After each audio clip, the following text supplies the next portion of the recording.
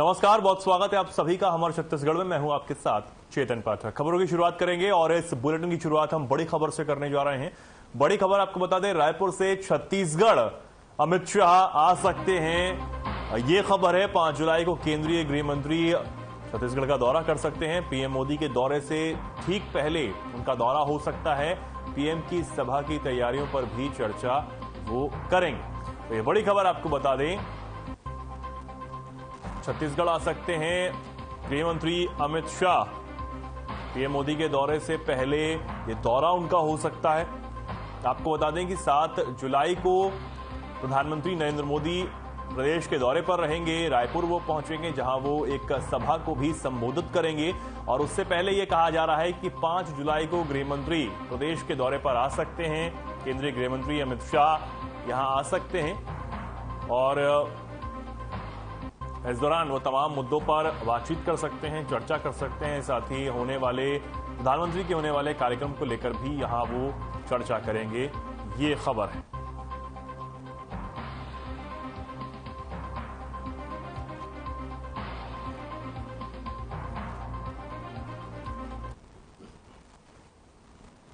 प्रधानमंत्री नरेंद्र मोदी 7 जुलाई को राजधानी रायपुर आ रहे हैं।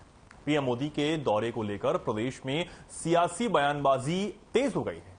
आरोप प्रत्यारोप का दौर जारी है। इस बीच बीजेपी प्रदेश अध्यक्ष अरुण साव का बयान भी सामने आ गया है।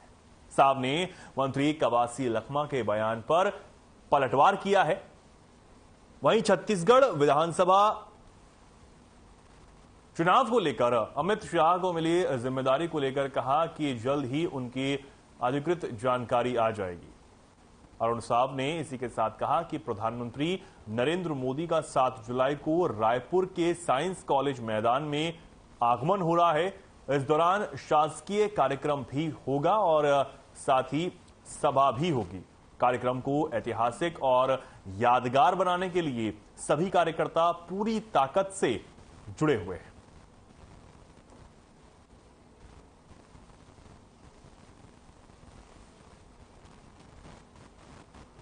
जिस प्रकार से बस्तर को ठगने का काम, बस्तर के विकास को ठप करने का काम, बस्तर के लोगों के छलने का काम पिछले 4.5 सालों में हुआ है, वो बताता है। और आज कवासी लखमा जी ने बस्तर के लिए कुछ किया नहीं और सैकड़ों की संख्या में भारतीय जनता पार्टी में लोग शामिल हुए।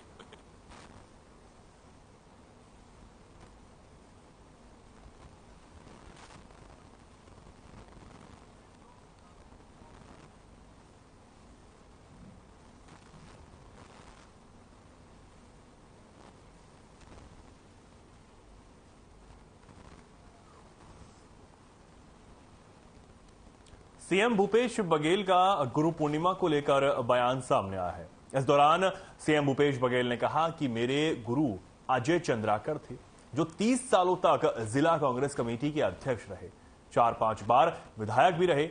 इसके बाद चंदुलाल चंद्राक जी थे, जिनसे हमें मार्गदर्शन मिलता रहा। सीएम ने कहा कि उनके बाद प्रदेश कांग्रेस कमेटी के अध्यक्ष दिग्विजय सिंह थे, मुख्यमंत्री भी रहे। उनके साथ प्रशासन की बारीकियां भी सीखने को मिली। इसी के साथ सीएम ने केंद्र सरकार पर भी निशाना साधा है।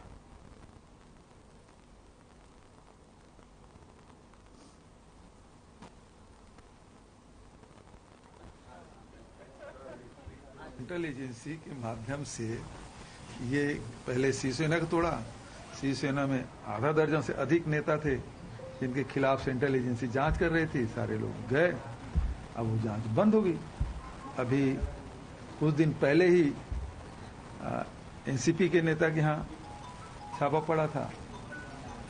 अब वो जैसे एनसीपी छोड़ के आए तो मंत्रिमंडल में बंद जगह स्थान मिल गया उनको। कल शपथ लिए बढ़िया से, तो उनका भी पाप धुल गया। वैसे लंबा फेरिस्त है, बंगाल में, आसाम में, महाराष्ट्र में जितने नेताओं के नाम गिन लीजिए, वो सारे नेता पहले भाजपा के टारगेट में थे, रोज उसके खिलाफ बयान होता था, लेकिन जैसे भाजपा में गए सब वॉशिंग मशीन में बिल्कुल चकाचक धुल के बाहर आ गए। उसके खिलाफ कोई कार्रवाई नहीं। अब कोई मुख्यमंत्री बना है तो कोई राष्ट्रीय उपाध्यक्ष बना है तो कोई मंत्री बना है। तो इस प्रकार से सेंट्रल एजेंसी के माध्यम से लोकतंत्र का गला घोंटा जा रहा है।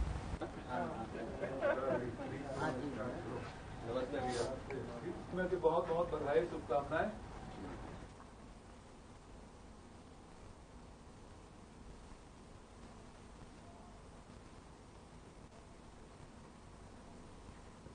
आगे बढ़ते हैं। बड़ी खबर आपको रायपुर से बता दें। कैबिनेट मंत्री कवासी लखमा का बयान सामने आया है। अमित शाह को चुनाव की जिम्मेदारी मिलने पर उन्होंने कहा है कि बीजेपी को बजरंग बली ने लात मारी, भगवान भी उनके साथ नहीं है।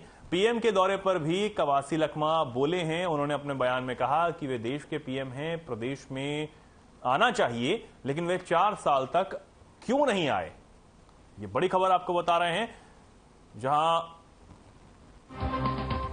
बीजेपी को बजरंग बली ने लात मार दी, इस तरीके का बयान यहां पर मंत्री कवासी लखमा ने दिया है। साथ ही प्रधानमंत्री के प्रदेश में होने वाले दौरे को लेकर भी उन्होंने बयान दिया है और कहा है कि वो देश के प्रधानमंत्री हैं, उन्हें प्रदेश में आना चाहिए, लेकिन वो पिछले 4 सालों तक क्यों नहीं आए, सवाल भी उन्होंने किया है। तो मंत्री कवासी लखमा का बयान सामने आया है। अमित शाह को चुनाव की जिम्मेदारी मिलने पर उन्होंने बयान दिया है और कहा है कि वे देश, साथ ही उन्होंने प्रधानमंत्री के दौरे को लेकर भी अपना बयान दिया।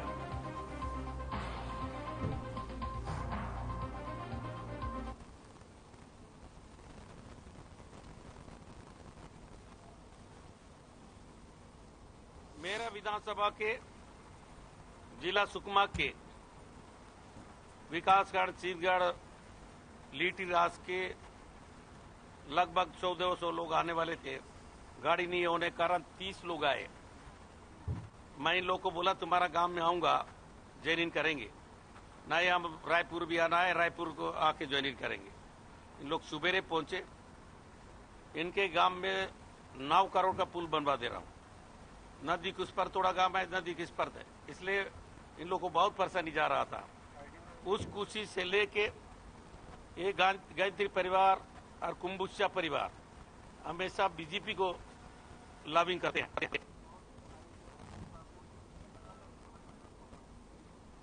सड़क का वो बजरंगबली को बोले, जय बजरंगबली बोलो, आप वोट डालो।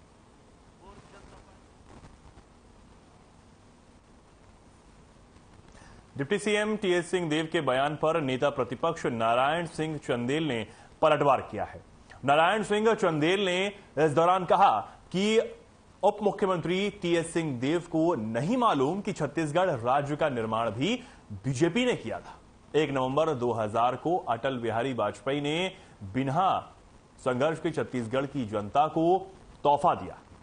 कांग्रेस पार्टी को अटल जी का धन्यवाद और आभार व्यक्त करना चाहिए। इसी के साथ उन्होंने कहा कि टीएस सिंहदेव ने जो बयान दिया है वो पूर्ण रूप से औचित्यहीन है। 9 साल प्रधानमंत्री नरेंद्र मोदी जब जब छत्तीसगढ़ आए तब तब उन्होंने प्रदेश को बड़ी सौगात दी है। छत्तीसगढ़ प्रदेश के नवनियुक्त उप मुख्यमंत्री श्री टीएस सिंहदेव जी ने देश के यशस्वी प्रधानमंत्री माननीय नरेंद्र मोदी जी के दौरे को लेकर कटाक्ष किया है। सिंहदेव साहब को यह नहीं मालूम कि छत्तीसगढ़ राज्य का निर्माण ही भारतीय जनता पार्टी ने किया है। इस देश के पूर्व प्रधानमंत्री, जन जन के नेता आदरणीय अटल बिहारी वाजपेयी ने 1 नवंबर 2000 को जब 3 राज्यों का गठन किया, उसमें छत्तीसगढ़ राज्य का तोहफा बिना संघर्ष के छत्तीसगढ़ की जनता को तस्तरी में सजा करके दिया। छत्तीसगढ़ सर्व विभागीय संविदा कर्मचारी महासंघ का 3 जुलाई से अनिश्चितकालीन आंदोलन शुरू किया गया। आंदोलन में राज्य भर के 45,000 संविदा कर्मचारी शामिल रहे। सर्व विभागीय संविदा कर्मचारी महासंघ की ओर से जारी बयान में अनिश्चितकालीन आंदोलन में स्वास्थ्य विभाग, मनरेगा सहित पंचायत विभाग, कृषि विभाग, शिक्षा विभाग, महिला एवं बाल विकास विभाग, प्रधानमंत्री ग्राम सड़क योजना और साथ ही अन्य विभाग के संविदा कर्मचारी भी शामिल हैं, जिसकी वजह से इन सभी विभागों का काम प्रभावित होगा।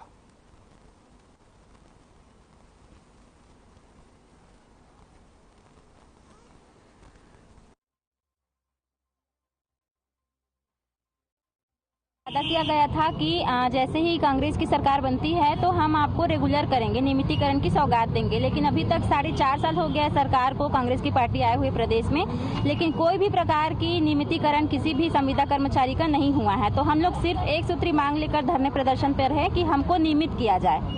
तत्कालीन छत्तीसगढ़ प्रदेश के कांग्रेस कमेटी के अध्यक्ष और इस राज्य के वर्तमान मुख्यमंत्री माननीय भूपेश बघेल जी हमारे मंच में आके बोले थे कि मैं इस साल किसानों का कर रहा हूं, अगले साल कर्मचारी संविदा कर्मचारी का नियमितीकरण करूंगा।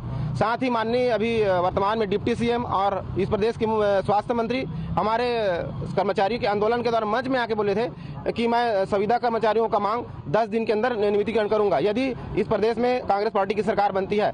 हम लोग कई बार शासन प्रशासन से अपने आवेदन निवेदन दिए हैं, लेकिन आज तक हमारे इस बातों पर कोई प्रकार से निर्णय नहीं लिया गया है, नियमितीकरण के संबंध में निर्णय नहीं लिया गया है। इसलिए हम लोग आज उग्र आंदोलन अनिश्चितकालीन की ओर आगे बढ़ रहे हैं। जैसे उन्होंने कहा था कि 10 दिन के अंदर समस्त संविदा कर्मचारियों को नियमितीकरण करूंगा।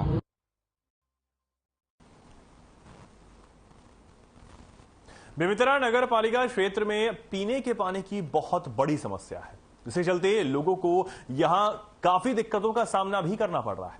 वहीं ग्रामीणों ने नगर पालिका बेमेतरा कार्यालय का घेराव किया है। आपको बता दें कि लोगों का आरोप है कि वार्ड वासियों को पीने का पानी नगर पालिका बेमेतरा द्वारा उपलब्ध नहीं कराया जा रहा है। साथ ही उन्होंने यह भी कहा है कि नगर पालिका इस समस्या को गंभीरता से नहीं ले रही।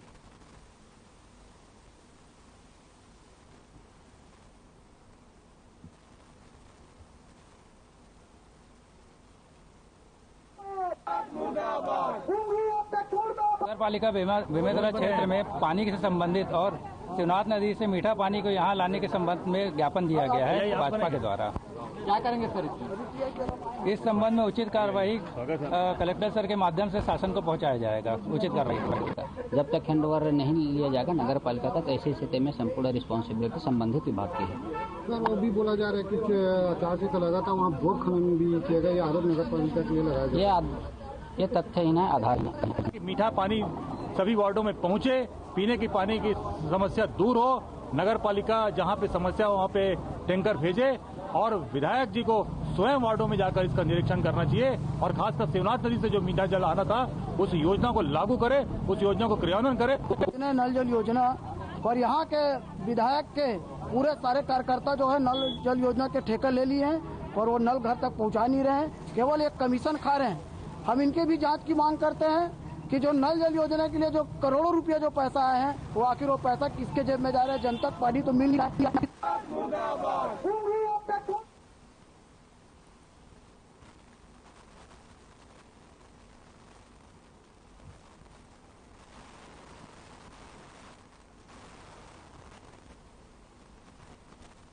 बीजेपी के प्रदेश अध्यक्ष अरुण साव ने सोमवार को गुरु पूर्णिमा के अवसर पर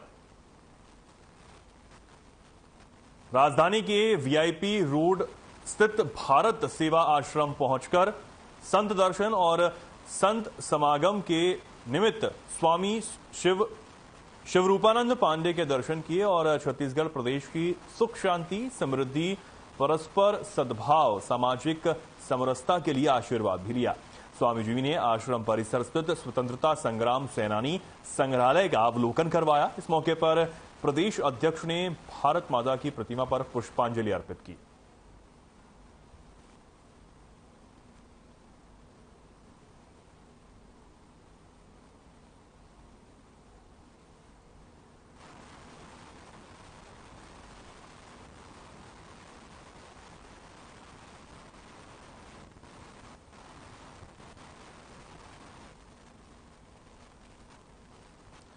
बीजेपी के प्रदेश अध्यक्ष अरुण साव भारत सेवा आश्रम पहुंचे।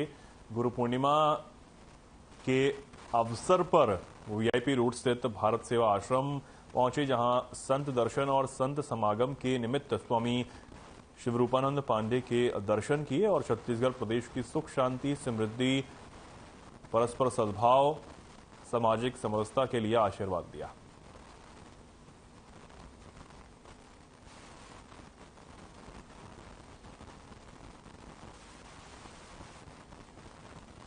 अब खबर कोरबा से है, जहां शहर के एक इलाके के घर से गौमांस मिलने की खबर मिलते ही इलाके में सनसनी का माहौल बन गया। बता दें कि गौमांस को काटकर फ्रिज में रखा गया था। इलाके में खबर फैलते ही मौके पर हिंदुवादी संगठन के लोग बड़ी संख्या में पहुंच गए और बवाल शुरू हो गया। मामला उस वक्त संवेदनशील हो गया जब भीड़ का फायदा उठाते हुए असामाजिक तत्वों ने हंगामे के बीच ही मारपीट शुरू कर दी। मौके पर शांति व्यवस्था कायम रखने के लिए बड़ी संख्या में पुलिस बल को तैनात किया गया।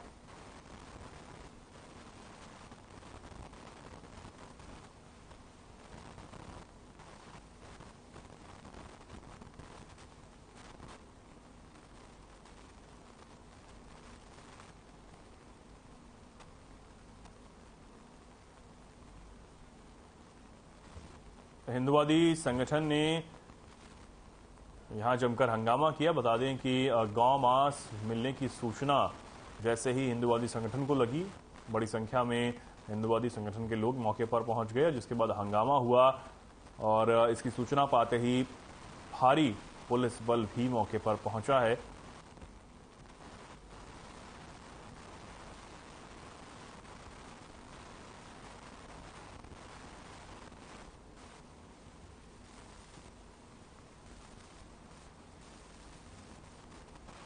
महाराष्ट्र की सियासत पर मुख्यमंत्री भूपेश बघेल का बयान निकलकर सामने आया है, जहां लगातार उठापटक चल रही है।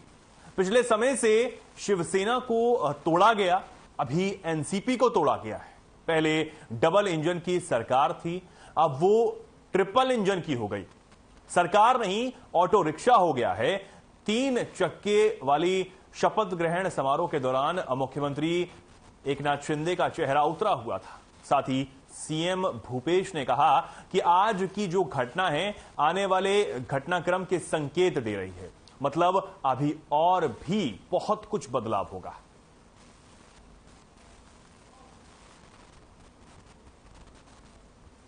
देखा कि शपथ ग्रहण में फडणवीस जी और पवार जी दोनों एक तरफ बैठे मुस्कुरा रहे हैं, तो राज्यपाल के दूसरे तरफ शिंदे जी बैठे हैं मुख्यमंत्री, चेहरा उतरा हुआ है। तो ये आज की जो घटना है आने वाले और घटनाक्रम के संकेत दे रहा है, मतलब अभी बहुत कुछ और बदलाव होगा। महाराष्ट्र में लगातार उठापटक चल रहा है। पिछले समय शिवसेना को तोड़ा गया और अभी एनसीपी है। पहले डबल इंजन की सरकार थी, अब वो ट्रिपल इंजन हो गया। ट्रिपल इंजन नहीं हो गया, सरकार नहीं हो गया, ऑटो रिक्शा हो। अब खबर बीजापुर के भोपालपट्टनम सामान्य वन परिक्षेत्र से है, जहां सागौन की अवैध कटाई और तस्करी के मामले कम होने का नाम नहीं ले रहे हैं। आपको बता दें कि वन विभाग ने कड़ी कार्रवाई करते हुए भोपालपट्टनम ब्लॉक से तेलंगाना ले जाए जा रहे सागौन की लकड़ी सहित 2 आरोपियों को धर दबोचा है। वन विभाग ने 4 पहिया वाहन सहित लाखों रुपयों के सागौन की लकड़ी को जब्त किया है।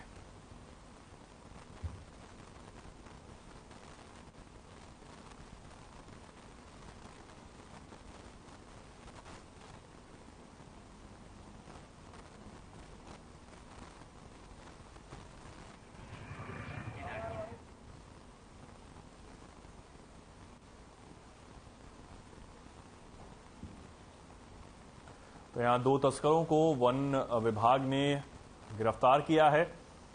सागौन की लकड़ी की ये दोनों तस्करी कर तेलंगाना ले जा रहे थे, तभी वन विभाग ने बड़ी कार्रवाई को अंजाम देते हुए इन दोनों को गिरफ्तार कर लिया है।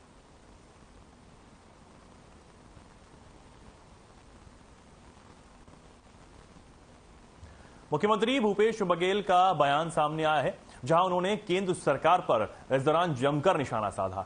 जहां उन्होंने कहा कि बुलाने पर तो शैतान के यहां चला जाऊं और ना बुलाने पर तो भगवान के यहां भी ना जाऊं। उन्होंने कहा कि पहले गृह मंत्री, रक्षा मंत्री आए और अब प्रधानमंत्री आने वाले हैं, लेकिन सब लोग झूठ परोस कर जा रहे हैं।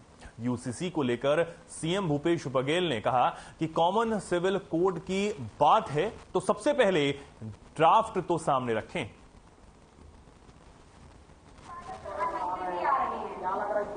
लोकसभा चुनाव समय आए थे, उसके बाद अब आ रहे हैं। तो हाँ, बोलिए पूछिए। सर, केजरीवाल जी का भी दौरा है, वो सब लोग, मैं तो पहले ही बोल रहा हूँ कि अभी देखिए, पहले गृह मंत्री जी आए, फिर नड्डा जी आए, कल रक्षा मंत्री राजनाथ सिंह जी आए, प्रधानमंत्री आने वाले हैं, केजरीवाल वाले सब आएंगे, लेकिन सब लोग झूठ परोस के जा रहे हैं। जिस प्रकार से गृह मंत्री जी ने कहा कि धान हम खरीदते हैं, ये सबसे बड़ा सफेद झूठ है। दूसरा, कल राजनाथ सिंह जी आए, अब वो कह रहे नक्सलवाद बढ़ रहा है। अब बताइए भला, छत्तीसगढ़ में नक्सलवाद घटा है कि बढ़ा है? तो कितना झूठ बोलवाएंगे भारतीय जनता पार्टी के लोग। वैसे बहुत सज्जन व्यक्ति हैं राजनाथ सिंह जी, लेकिन उससे झूठ तो ना बुलवाएं।